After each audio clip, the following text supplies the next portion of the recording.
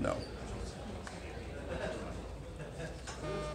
And what Eric Wisniewski signed an extension today. Obviously, you've talked before about what he means, especially on the defensive end. Can you put into words what it means to have him for the next 4 years? Yeah, it is hard to articulate it or kind of capture everything, but beyond excited about Eric and what he's done to date, and he's certainly earned, our appreciation. And we're glad that he's going to be with us for the next 4 years. Just really, I'm happy with John Horst and ownership and everybody to make this happen. Couldn't be more excited about coaching Eric and coaching him tonight. And he and I laugh, and sometimes I'm getting on him, sometimes I'm loving him. But he's been great, and it does start on the defensive end. I think we want to be great there, and I think he's really special, and they lead at that end. You mentioned you give him a lot of freedom on the defensive end. How many players have you done that with? Not very many. I was going to say none, but it's, I think when you find guys that are special and can do things on that end of the court, give them a little rope, a little leeway, and usually it's a positive in the end. And I can say I've not had anybody that's had as much as he has. So it's been fun to kind of learn and grow with him. Like coaching against guys and coaching them is so different. What was different about Eric that you thought you knew about him when you coached against him versus what you learned about him when you coached him? I would just maybe more the personal side. Like he's just, he's great to come to work with every day. And, and again, until you're around somebody every day, you don't know. But when you see him opposing, you have no idea. But I love his smile. I love his spirit. He wants to get better. I think he's just enjoying our process. And, some guys just aren't that way or don't express it or feel it the way Bled does. So just building that relationship and coming close with him has been, to me, special. So that good mood he was in this morning was typical. That wasn't a $70 million good mood? Or? I'm saying he's mostly like that every day. He might have had a couple extra smiles there. When you look at him, it feels like he's the guy that's maybe improved most under you. Why do you feel like you two have kind of hit it off or had the chemistry that's created this career season for him?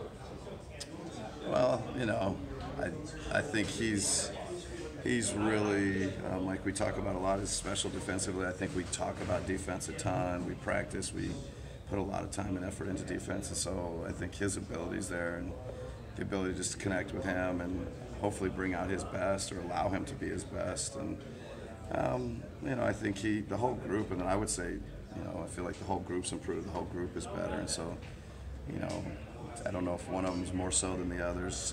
But certainly it's been fun to work with him, and he's special. There's been a lot of talk all season, I guess, from the outside about there's some decisions coming up this year, and these guys have said all year that they want to play together, not this year, moving forward. Does this early commitment give the whole group a bit of a boost in terms of, that's a real thing?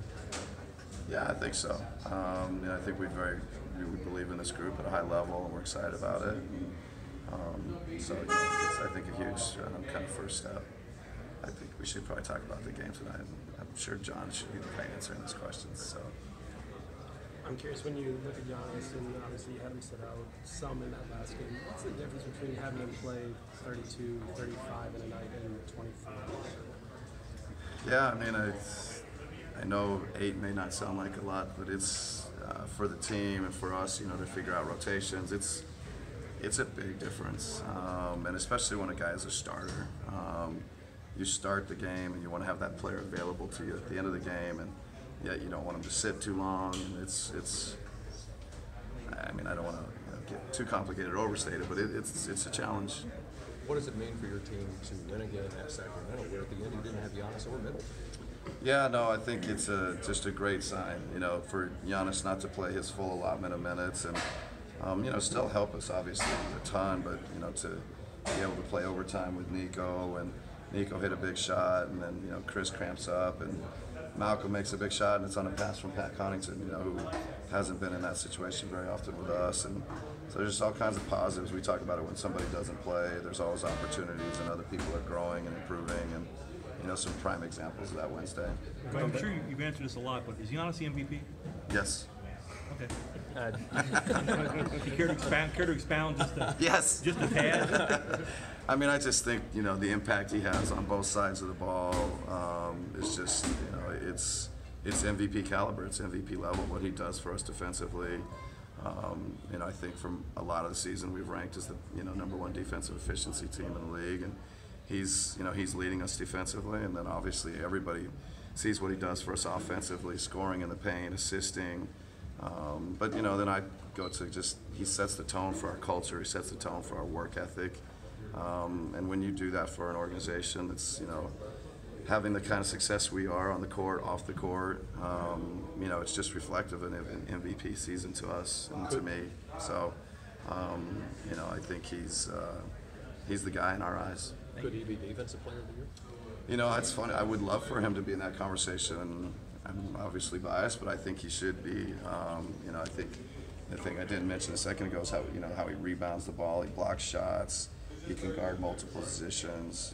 The team success defensively is just, a lot of it's reflective of his efforts. The whole group fits together well, but I think to be in the conversation for Defensive Player of the Year and the conversation for MVP, it's just indicative of the impact he's having.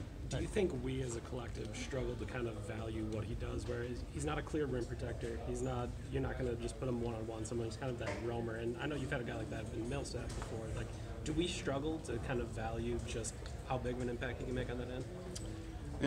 I think sometimes he's so great offensively and does so many kind of eye-catching things that the defensive stuff, I would just say in general, people don't write and talk about the defense enough, and so then it just kind of filters down to Giannis and him individually, and there's just so many little things he does. And I also think we've got a lot of good individual talent. I think there's a lot of good defenders on our team, and so I think, again, somewhat like our offense, I think everybody fits together well, everybody's playing well, everybody's contributing, but I don't think that takes away at all from what Giannis does individually, defensively, what he does individually for us offensively. Mike, when you watched the Lakers throughout those games, did Brandon Ingram look different to you over these last handful of 5-6 games that you've seen from him versus what you've seen from him earlier?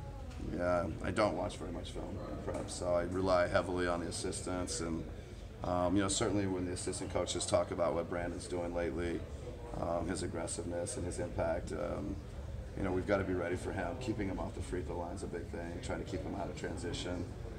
So there's no doubt it feels like, I don't know what the time frame you just gave, but for the assistants that are watching 3, 4, 5 games back, he's playing well.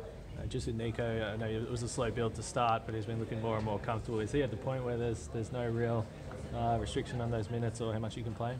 Yeah, no, I think health-wise he's in a great place, and Troy and I still talk about it a little bit, but I think for a guy that's coming off the bench, to get up into the 20s is, that's kind of usually about where the game leads you to. So there may be occasions where he's going to play more, but I think restrictions and health-wise he's fine.